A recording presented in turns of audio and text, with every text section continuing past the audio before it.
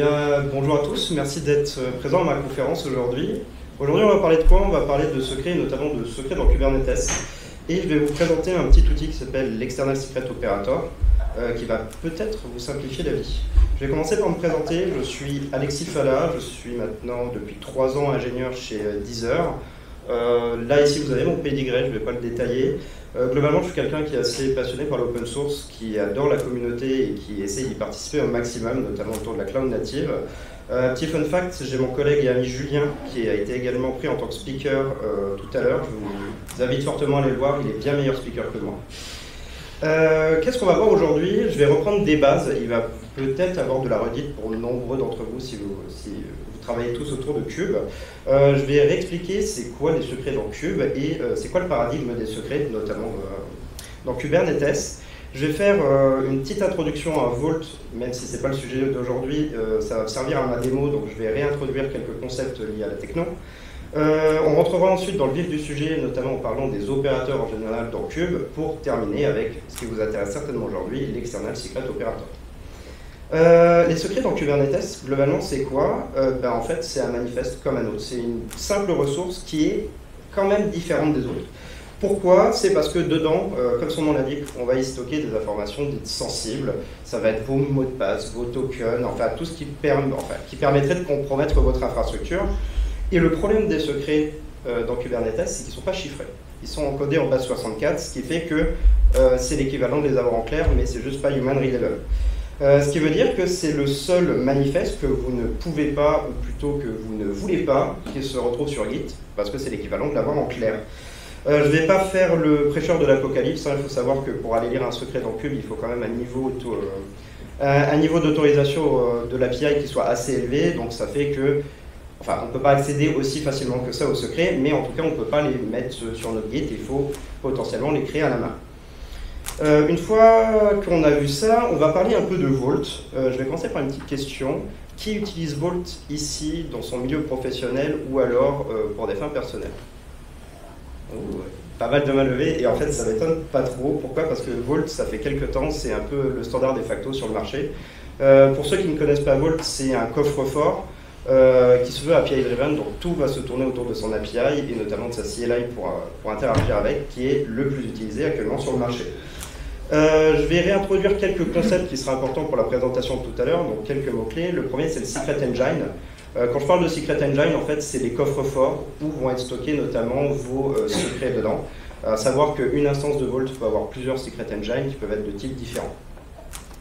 On va parler d'autres méthodes, littéralement les méthodes d'authentification qui nous permettent de nous authentifier sur Vault. Vault en supporte plusieurs, la plus connue étant notamment le token. Mais vous avez également des authentifications de type Aprol, OIDC, et celle qui va nous intéresser aujourd'hui, une authentification via Kubernetes.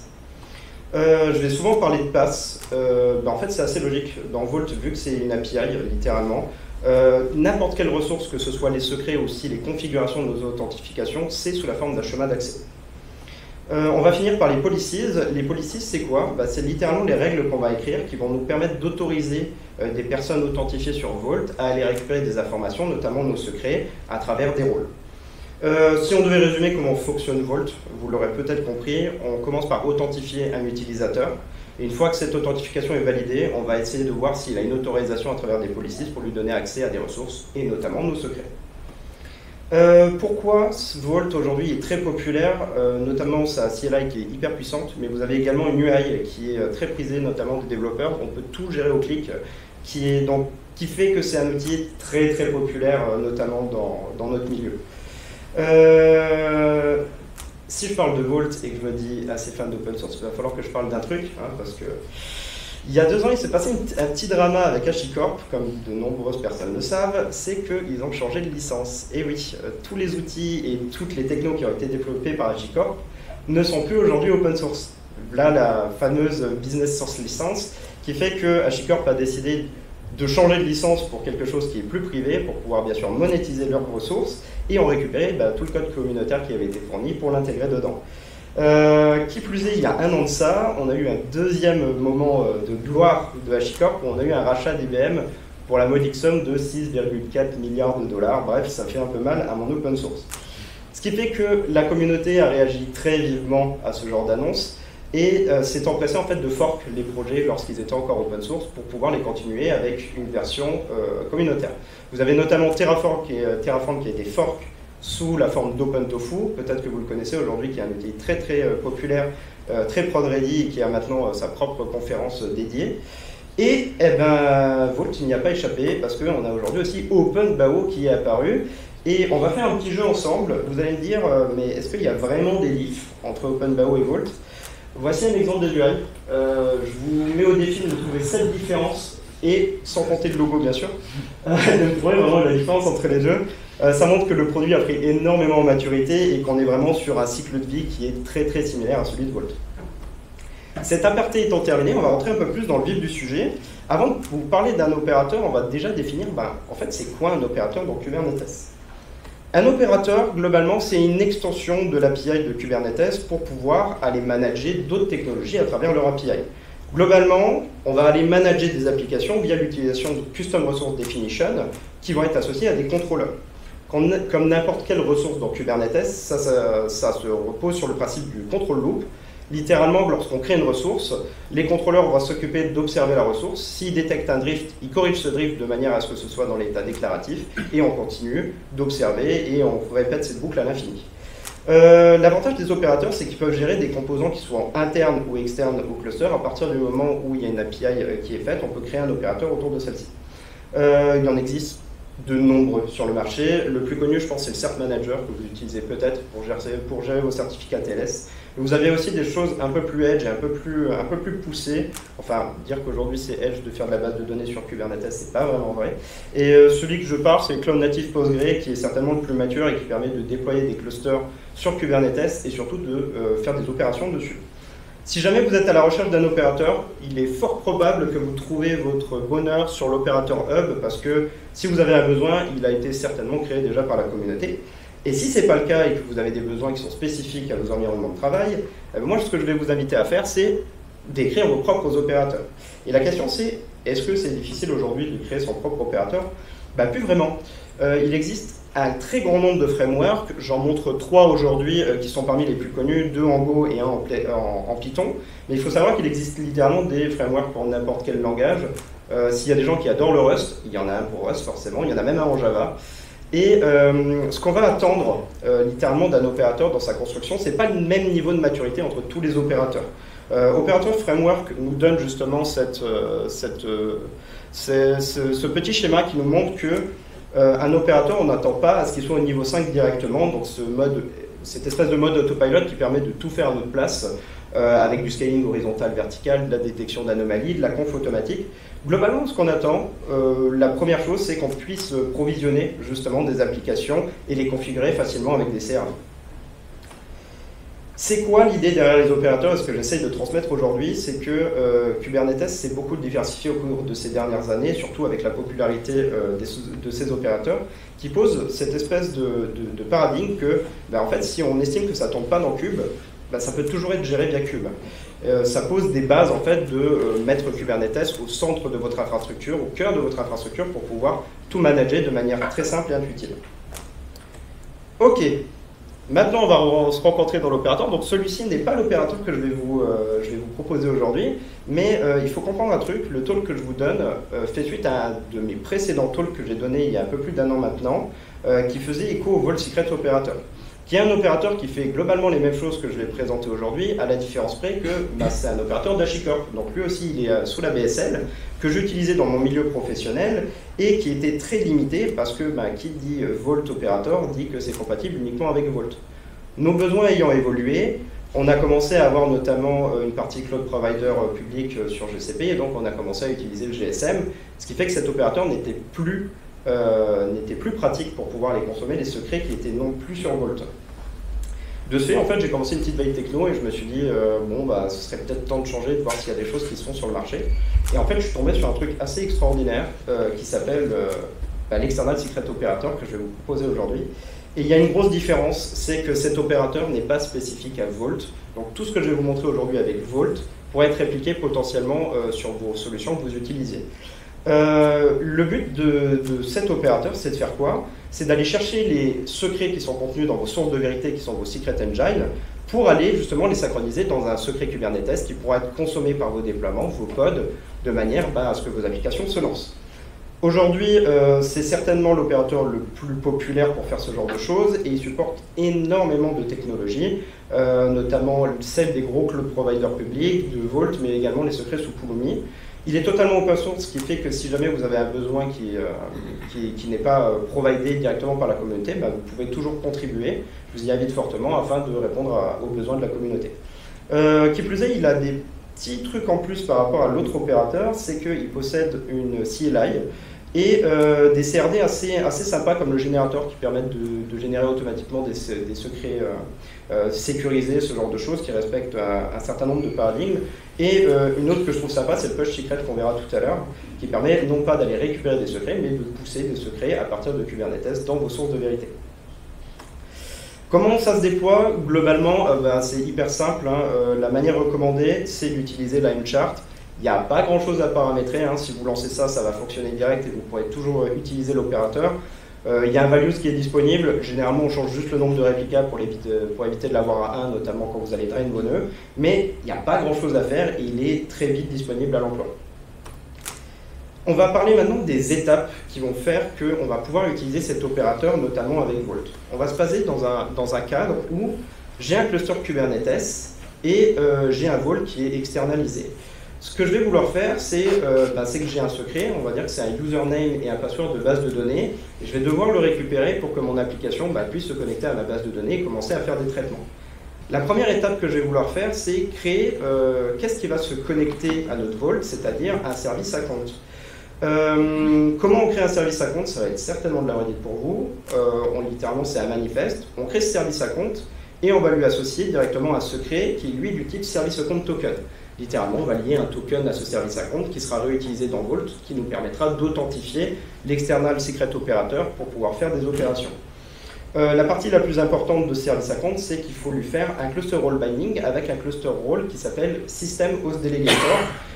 Comme son nom l'indique, c'est un cluster role qui est natif à Kubernetes, que vous trouvez nativement de base sur Kubernetes. Et comme son nom l'indique, ce qu'il va faire, c'est que l'API de Kubernetes va déléguer le rôle d'authentification à ce service à compte pour justement nous authentifier sur d'autres plateformes.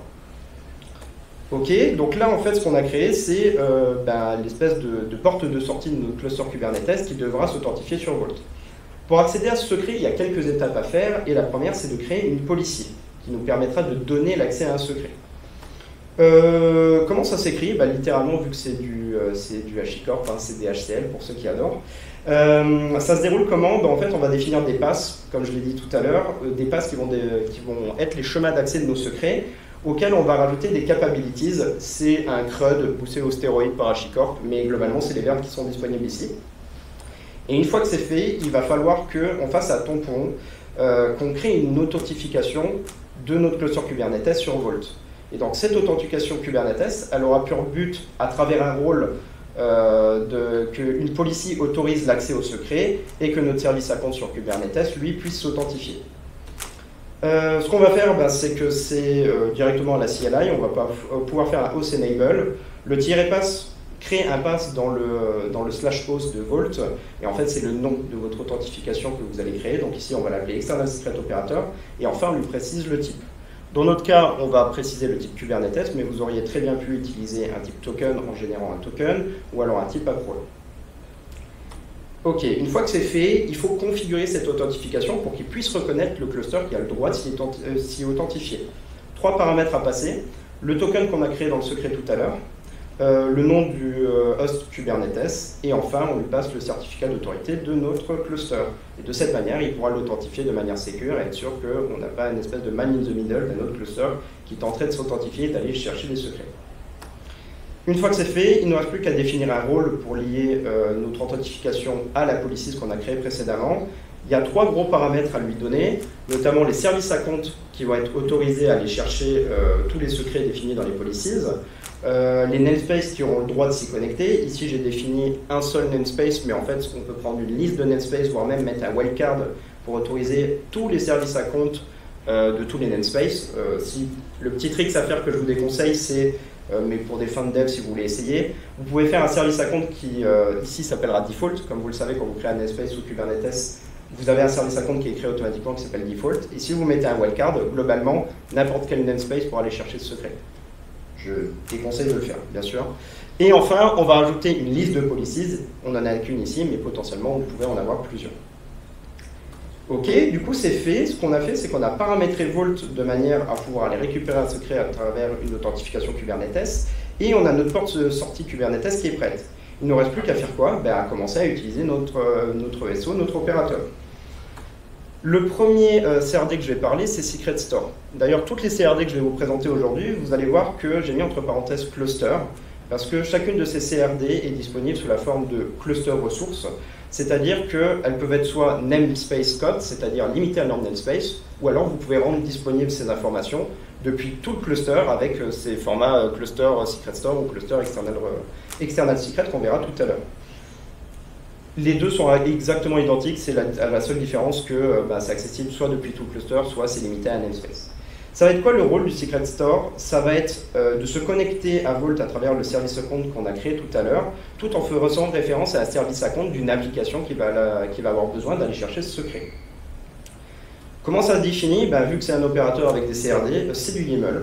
Et il n'y a pas grand-chose à faire, notamment, il y a une partie provider qui est importante. Si vous pouvez voir que dans le provider, on a mis le provider Vault, parce qu'on va utiliser Vault aujourd'hui. Il faut savoir que en fait, cette partie, elle peut changer selon le secret engine que vous utilisez, selon la technologie de management que vous utilisez. Pour Vault, il n'y a pas grand-chose à faire. On va lui préciser l'adresse de notre cluster Vault où il va devoir se connecter. Le pass, ça va être le nom du secret engine qu'on a créé, donc qui contient tous nos secrets. La version notamment, c'est la version du Secret Engine. Et enfin, on a la partie authentification. Ici, dans notre cas, on a la partie Kubernetes, mais on aurait bien pu avoir une partie token. Et pour la partie Kubernetes, on va lui donner ce qu'on a créé précédemment, c'est-à-dire le nom de l'authent Kubernetes qui est External Secret Operator, le rôle qui va être utilisé qui s'appelait Default, et enfin le service à compte utilisé qu'on a autorisé qui était MyApp. Ok, c'est cool. À partir de ce moment-là, on va dire que le SO est capable de se connecter à Vault et de faire des demandes d'autorisation pour aller chercher des secrets. Et comment on y répond? En fait, c'est la CRD la plus importante que je vais vous présenter aujourd'hui, c'est l'External Secret. Et l'External Secret, il fait quoi? Il va utiliser un Secret Store pour pouvoir se connecter à Vault et accéder au secret. Une fois qu'il aura accédé au secret et qu'il soit autorisé, ce qu'il va faire, c'est qu'il va synchroniser ce secret dans un secret Kubernetes qui, lui, sera disponible pour vos applications. Ça ressemble à quoi? Ça ressemble également à une CRD, c'est étonnant, où dessus, il va avoir quelques paramètres importants. On va déjà lui préciser le Secret Store sur lequel il s'appuie pour se connecter à Vault. Donc pour une instance de Vault, vous pouvez avoir plusieurs Secret Store, étant donné que si vous faites des rôles spécifiques avec des read-write, des read-only, ce genre de choses, vous allez pouvoir avoir autant de Secret Store que de rôles que vous avez créés globalement. Une fois que ce Secret Store il est défini, on va lui définir une target.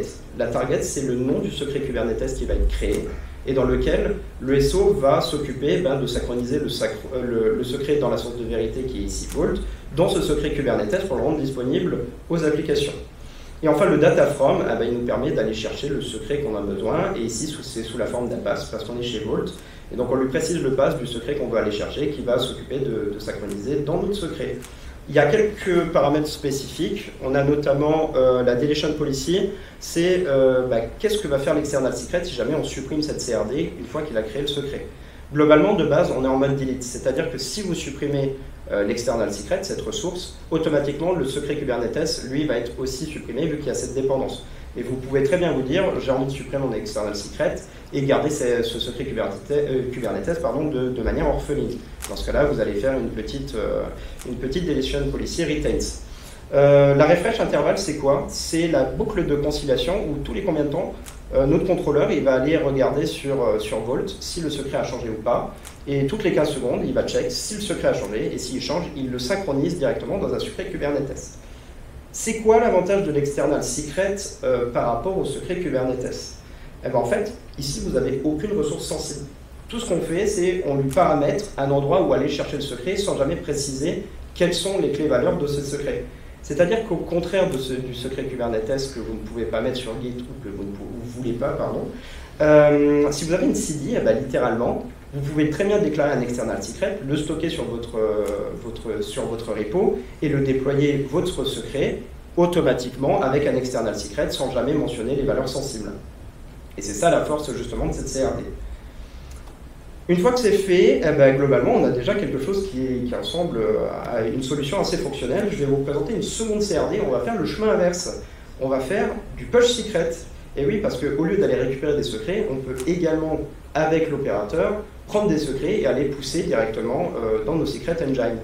Et il va faire le chemin inverse. Il va aller récupérer un secret Kubernetes, utiliser un secret store pour, bien sûr, aller l'écrire dans un pass où il y aura notre secret. Et ça ressemble énormément en fait à l'external secret que j'ai présenté juste avant. On fait toujours un secret store ref pour dire sur quel rôle on s'appuie pour avoir les droits de le faire. On fait un selector, c'est le nom du secret qu'on va aller lire pour le remettre en forme. Il faut savoir d'ailleurs que les CRD vous permettent de remettre en forme les clés valeurs qui sont stockées. Si par exemple vous avez une clé valeur qui s'appelle username password sur votre Vault, mais que votre application a besoin de clé valeur qui s'appelle user et password ou MDP vous pouvez très bien les remettre en forme de manière à ce que ce soit conforme pour que votre application puisse les lire. Pour ce qui est du push secret, on fait le chemin inverse, on fait un remote ref, la remote key, c'est le nom du pass qu'on va aller écrire pour mettre les valeurs qui sont contenues dans notre secret Kubernetes, et vous avez cette même logique de deletion policy et de refresh interval, là ici toutes les 10 secondes, qui est la boucle de conciliation. Ok, donc là ça va être un peu notre schéma final. Ça ressemble à un tableau de liège de complotiste avec beaucoup de lignes. Ce que je vous propose maintenant, c'est de commencer à aller dans le vif du sujet et de commencer par une petite démo. Et la démo, elle va ressembler à quoi? Je suis sur un cluster local actuellement sur Cube. Il n'y a absolument rien dedans. Ça, c'est l'ensemble des pods qui tournent sur mon mini-cube. Il y a une seule chose qui a tourné, c'est Vault que j'ai installé tout à l'heure, parce que je ne pense pas qu'il y ait de plus-value à ce que je vous montre comment on installe Vault, surtout en mode dev. Et donc, notre première étape, ça va être de reproduire ce que je vous ai montré tout à l'heure de manière théorique. C'est-à-dire qu'on va aller commencer à préparer le terrain pour notre external secret. On va créer une namespace, et dedans, en fait, on va aller créer notre service account qui servira de porte de sortie pour nous connecter à Vault. Maintenant que c'est fait, il nous reste juste à ajouter un secret de type service account token, qui sera réutilisé du coup en variable dans notre Vault. Hop, et la partie la plus intéressante et la plus importante, c'est ce fameux cluster role binding avec le droit de host delegator qui va nous permettre du coup de déléguer l'autorisation à ce service account et de nous connecter à Vault. Ok, maintenant que c'est fait, il nous reste à faire quoi? Il nous reste à récupérer ces trois valeurs qui nous serviront pour quand on créera l'authentification dans Vault tout à l'heure, c'est-à-dire le token de notre secret, le certificat d'autorité de notre cluster, et enfin le nom de l'host. Ce sont les trois paramètres nécessaires pour le faire.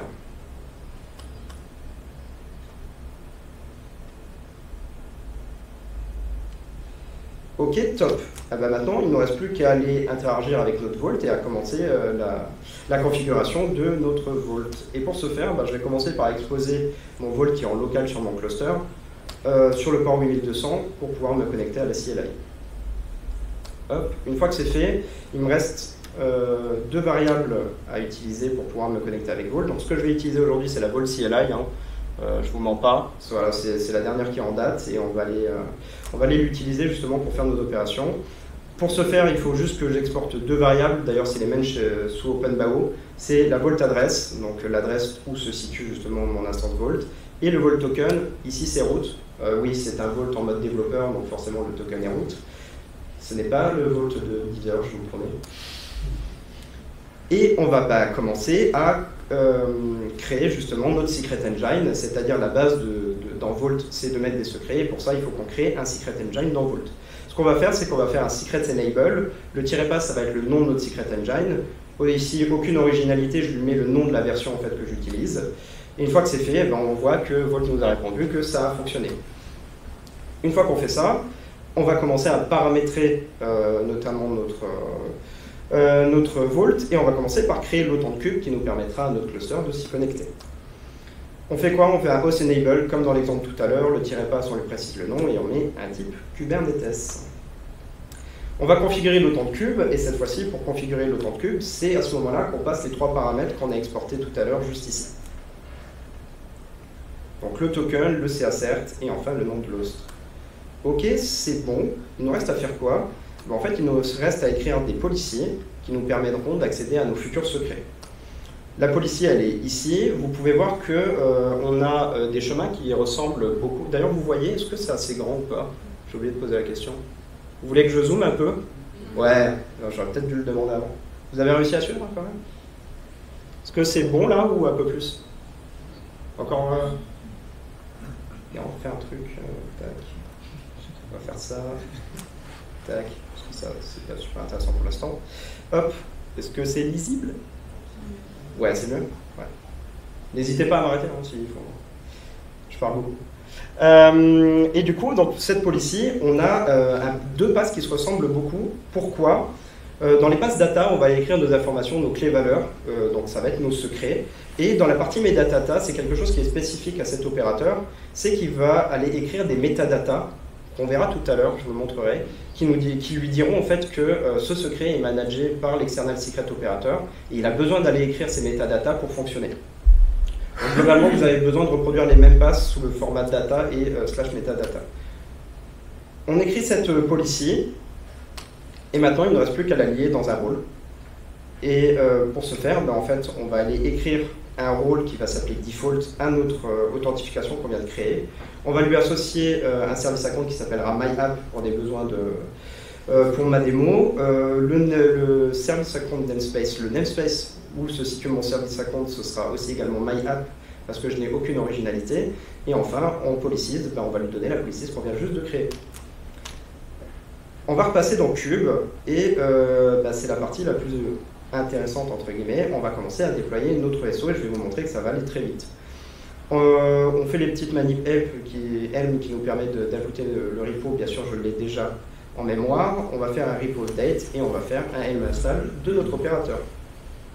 Il s'installe très très vite comme vous allez pouvoir le voir. Normalement en une petite minute, on va avoir les pods qui vont se lancer et qui devraient être dans une petite minute ready et on va pouvoir commencer à utiliser le SO.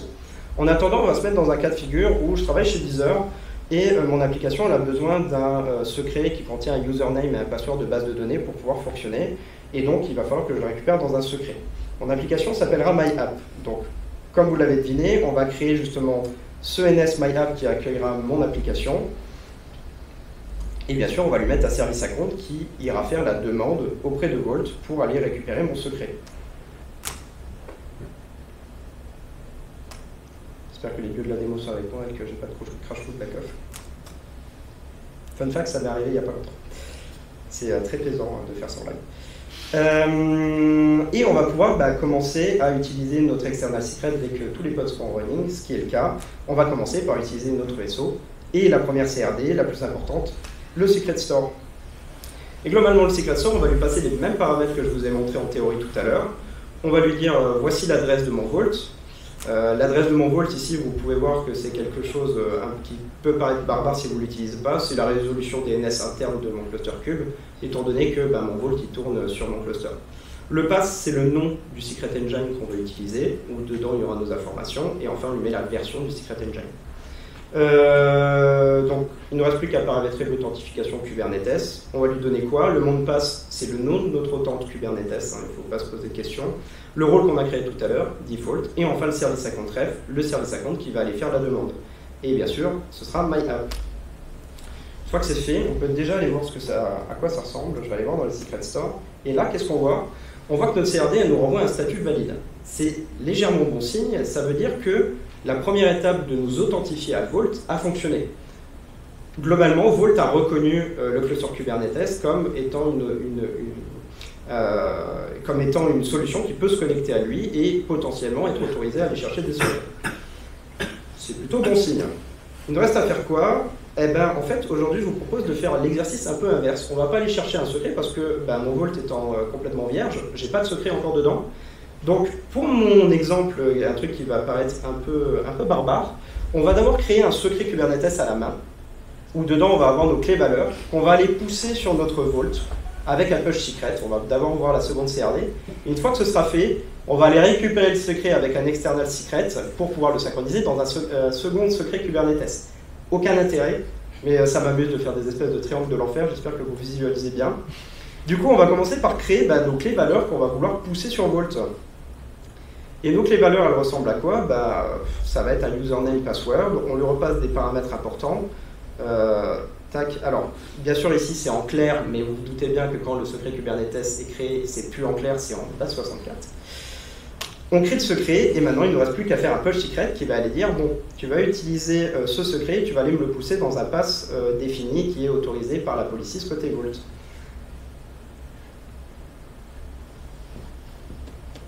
Tac. Donc le match remote ref, remote key, c'est le nom, littéralement le pass qu'on va créer qui va contenir nos secrets. Comme vous l'avez vu tout à l'heure, j'avais fait un démo /myapp wildcard, c'est-à-dire que j'ai le droit de créer autant de secrets que je veux sous ce pass. Là, on va créer littéralement un secret qui s'appellera config et qui contiendra ces deux clés valeurs. En sélecteur, je lui mets le secret que je viens de créer précédemment, j'ai plus qu'à valider, et donc ma CRD a été créée. Vu que j'aime bien le goût du risque, on ne va pas aller voir si la CRD m'a répondu oui ou non. On va aller directement voir sur Vault si la valeur a été créée. On va faire un kv-get de mon chemin que j'ai créé. Et si tout va bien, ouf, qu'est-ce qu'on voit là? On voit la data, donc on voit bien qu'il y a un username password qui a été créé. Et comme je vous l'expliquais tout à l'heure, on a des metadata aussi qui s'affichent. Et comme vous pouvez le voir, dans Custom Metadata, vous avez un Manage by External Secrets. En fait, globalement, ce qu'aime faire l'external secret, c'est créer ses secrets et les manager lui-même. Il déteste aller récupérer des secrets qui ont déjà été créés à la main, parce que comme il n'y a pas ces métadonnées, pour lui, ce n'est pas un secret qu'il doit gérer. Ça vous évite de faire des incidents et ça vous évite aussi de casser des secrets sur votre source de vérité. Pour montrer que je n'ai pas menti et que ce n'est pas un secret que j'avais déjà créé auparavant, on va quand même aller voir la CRD pour voir ce qu'elle me dit. Donc on va aller voir le push secret. Et là, on peut voir que le statut, c'est since. Donc généralement, quand vous avez un statut qui dit since, c'est qu'il a réussi à faire son opération et dans ce cas-là, pousser le secret. Maintenant que c'est fait, on va faire l'inverse. Ce secret étant créé, on va aller le récupérer, cette fois-ci avec un external secret.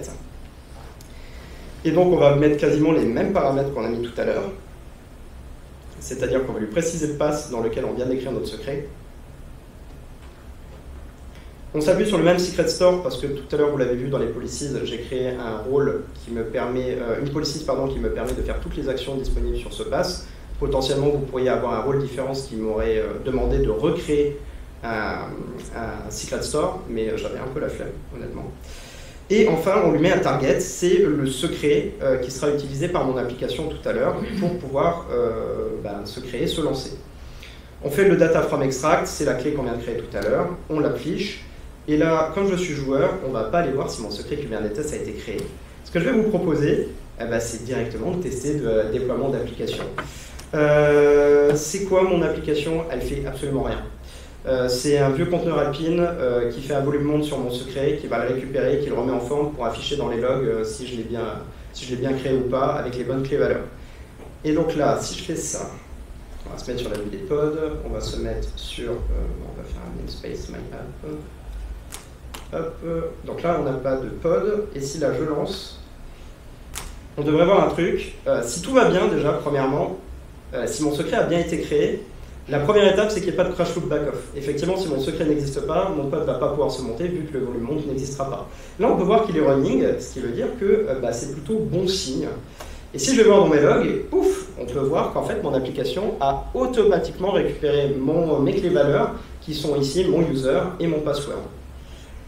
Et voilà pour cette première démo, et suite à ça, vous allez me dire c'est trop bien en fait. C'est-à-dire que dès que je vais changer mon secret, mes clés valeurs dans mon Secret Engine, automatiquement, mon secret Kubernetes va être synchronisé de manière à pouvoir les récupérer. Mais en fait, il manque un truc. Vous allez me dire, ouais, mais en fait, c'est génial. Donc, on a une chaîne de bout en bout qui permet d'avoir un secret qui soit synchronisé dans Vault. Mais elle, mon application, elle ne sait pas qu'il y a un nouveau secret. Du coup, elle ne va pas redémarrer automatiquement. Donc, je suis obligé de faire un rollout manuel. Et comme on se connaît bien, on déteste faire des actions manuelles. Donc, ce que je vais vous proposer aujourd'hui, c'est que comment on fait un rollout automatique quand on a un changement sur un secret. Et le deuxième outil que je vous présente aujourd'hui, c'est le petit reloader, qui est également un contrôleur qui va s'installer sur votre cluster Kubernetes. Son but, ça va être de détecter si vos secrets et vos config maps ont des différences. Et si jamais le secret est changé, automatiquement avec un système d'annotation qui sont contenus dans vos déploiements et dans vos stateful sets, va redémarrer, faire un rollout restart de vos applications de manière à, quand vous changez le secret, votre application a toujours le bon secret à jour et vous êtes sûr que ça casse rien. Comme je le disais, ça fonctionne avec des annotations. Il y a différents types d'annotations. La première, c'est de mettre le secret en dur en disant, voilà, reloader, ça c'est le secret où il y a une dépendance ou une config map où il y a une dépendance. Si ce secret ou cette config map change, tu me fais un rollout restart de mon application. Il y a aussi un mode automatique. En fait, en respectant une certaine nomenclature dans les annotations, vous allez pouvoir faire en sorte de faire un mode automatique et que si vous respectez la nomenclature qui est imposée par le reloader, il n'y a même pas besoin de préciser vos secrets ou vos config maps, il fera le lien automatiquement. Le reloader est plus puissant que ça, il y a des fonctionnalités de recherche que perso je n'ai jamais testées parce que j'ai jamais eu besoin, et ça supporte plusieurs stratégies de rollout. Là on va faire des rollout restart propres, donc créer un nouveau conteneur avant de terminer l'ancien, mais potentiellement vous pourriez faire des kills de conteneurs et en créer des nouveaux. Eh ben, on va voir ça de suite, on va continuer. Donc dans mon cas, ce qui se passe, c'est que moi chez Deezer, j'ai déployé mon app, et là j'ai mon ingé sécu qui m'appelle et qui me dit trop cool ta démo Alexis, par contre tu as fait fuiter un mot de passe et il faudrait le changer le plus rapidement possible. Surtout qu'il ne respecte pas en fait nos critères de qualité que sont la création de mots de passe très sécurisés, comme vous avez pu voir, j'ai fait password. Et donc je me suis dit, bon, il faut que j'aille le changer avant d'aller récupérer mon solde de tout compte auprès des RH. Donc ce que je vais faire, c'est que je vais déployer le reloader de manière à ce que quand je changerai le secret, j'aurai plus rien à faire et je pourrai aller plus rapidement aller à France Travail. Ok, on va déployer le reloader, c'est aussi un pod qui se monte extrêmement vite, de la même manière que le SO, il n'y a pas grand chose à configurer si ce n'est que le nombre de réplicas pour éviter d'avoir un seul pod et que toute la charge repose sur un seul pod, mais j'ai pas mis de paramètres en fait, il n'y a pas grand chose à mettre, et on va voir qu'en moins de 20 secondes, le pod est running, c'est-à-dire que maintenant, j'ai plus qu'à annoter mes déploiements ou mes stateful sets de manière à pouvoir automatiser ce rollout. On va annoter notre déploiement, donc ma superbe application MyApp, et on va lui rajouter une annotation la plus basique, c'est-à-dire que je lui dis en dur, voici le secret que tu dois reload, le secret de dépendance qu'il y a avec mon application, où tu dois reload justement mon déploiement. Ici, on l'a créé tout à l'heure à travers l'external secret, c'est MySuperSecret. Ok, c'est fait. Alors, comme je suis joueur, on va faire un truc. Je vais récapituler parce que je pense que j'ai pu perdre certains d'entre vous. Ce que j'ai fait tout à l'heure, c'est que j'ai créé un secret Kubernetes qui a été poussé à travers un push secret sur Vault, qui est lui-même récupéré par un external secret pour être poussé dans un second, enfin synchronisé dans un second secret Kubernetes.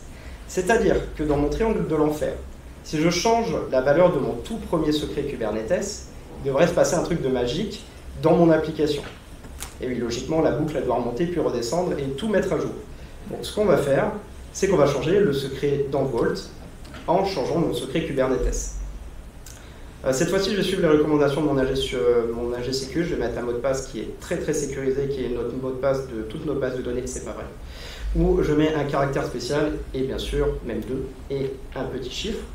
Et là, il va se passer un truc magique si tout va bien.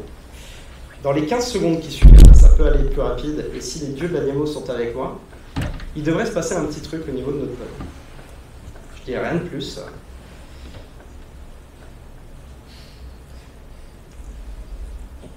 J'y crois. J'y crois de ouf.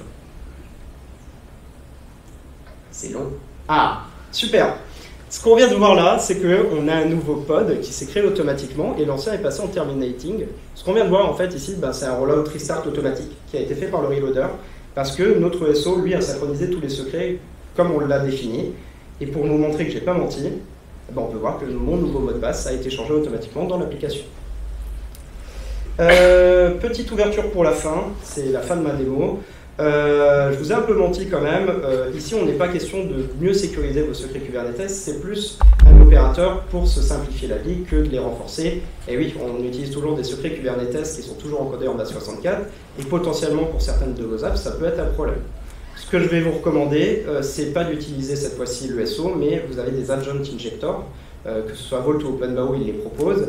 Et là, ça va vous permettre d'avoir un fonctionnement différent. Plutôt que de synchroniser dans un secret Kubernetes, littéralement, ce qu'il va avoir, c'est que vous allez mettre des annotations dans vos déploiements, et ça va appeler des init containers et des agents sidecar, donc des conteneurs qui vont s'intégrer à l'intérieur de vos pods, de manière à ce que quand vous déployez votre application, en fait, automatiquement, on va avoir un conteneur qui va se connecter à chaud à Vault, récupérer les informations.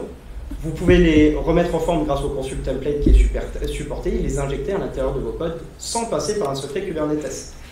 C'est super cool, à la différence près que qu'est-ce qui se passe si jamais Vault n'est pas disponible, qu'il y a un souci, une migration, ou juste qu'il y a un bago parce que Vault là il est à l'intérieur de mon cluster mais il est externalisé et j'ai pas accès. Au moment où vous allez déployer votre application, si Vault n'est pas disponible, en fait l'init container il va cracher. Et donc là vos applications ne se montreront plus du tout. D'où l'intérêt d'avoir des fois un secret Kubernetes qui fait cette espèce de tampon et qui permet à nos applications de ne pas avoir une forte dépendance par rapport à Vault. Et ben voilà, c'est tout pour moi aujourd'hui. Et ben non, en fait, j'ai pas forcément terminé. Je vous ai menti là-dessus, mais il faut que je vous avoue que je vous ai menti sur un autre truc, et beaucoup plus important. Comme je vous le disais au début, je suis quelqu'un qui est passionné par l'open source. Quand j'ai fait ce talk qui est repris de mes anciens talks, j'ai beaucoup parlé de Vault. Et moi aujourd'hui, ça me pose problème parce que c'est une entreprise, comme tant d'autres, qui ont fait un peu de mal à la communauté. Et bien que j'utilise Vault dans mon contexte professionnel, en fait, j'ai pas voulu utiliser Vault aujourd'hui. Ce que je vais vous montrer, c'est que depuis le début, la démo, elle a été aucune fois sur Vault, mais en fait, elle était sur OpenBAO. Donc, pour vous montrer que je ne mens pas, bien sûr, parce que je suis un homme de parole, on peut aller voir que mon secret a été automatiquement créé sur OpenBAO. Et je ne sais pas si vous avez tilté un moment dans ma démo, je peux le remontrer. On a, tiens, ça on va le faire mi-pouf, on a moi qui fais un Vault version de ma CLI, qui est juste là. Au début, je voulais faire ce talk en me disant, je vais utiliser le OpenBAO, je vais faire un alias Vault égale OpenBAO pour vous montrer. Mais en fait, j'ai été plus loin. Aujourd'hui, le produit OpenBAO a pris tellement de maturité et la communauté qui le supporte tellement qu'on a un cycle de vie qui est très très similaire à celui de Vault. Par exemple, l'UI que je viens de vous montrer, c'est quelque chose qui est assez récent, ça date il y a moins d'un an, ce qui montre que OpenBAO a rattrapé tout son retard par rapport à Vault, et c'est tellement similaire qu'en fait j'ai utilisé la CLI de Vault pour pouvoir faire des opérations sur OpenBAO. Je vous déconseille de le faire en vrai, mais c'est pour vous montrer juste que aujourd'hui Vault, c'est quoi le sens que ce soit le standard de facto, alors qu'il y a d'autres technologies qui plus est communautaires qui existent. Et c'est tout pour moi. Je vous remercie d'avoir participé à ma conférence qui était External Secret Operator, parce que je le OpenBAO bien. Si vous avez des questions.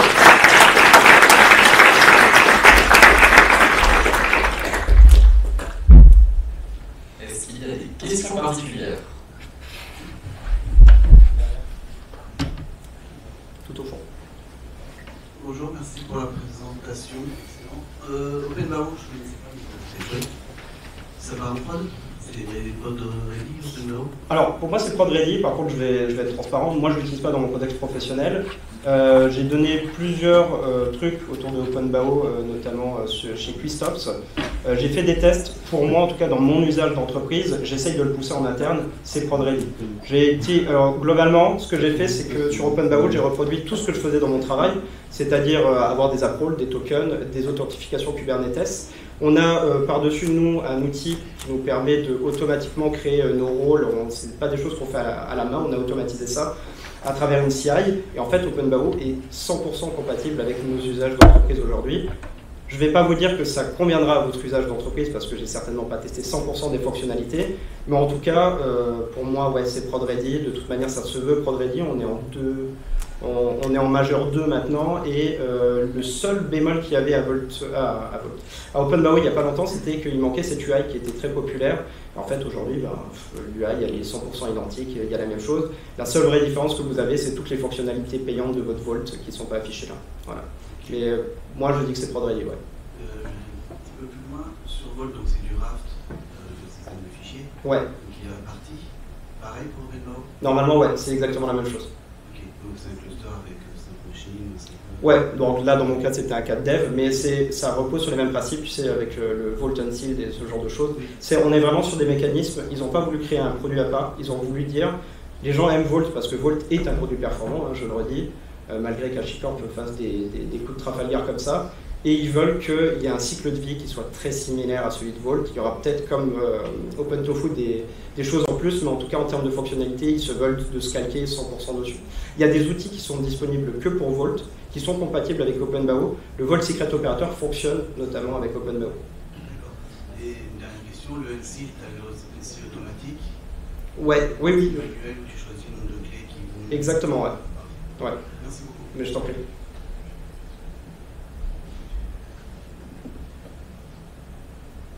D'autres questions?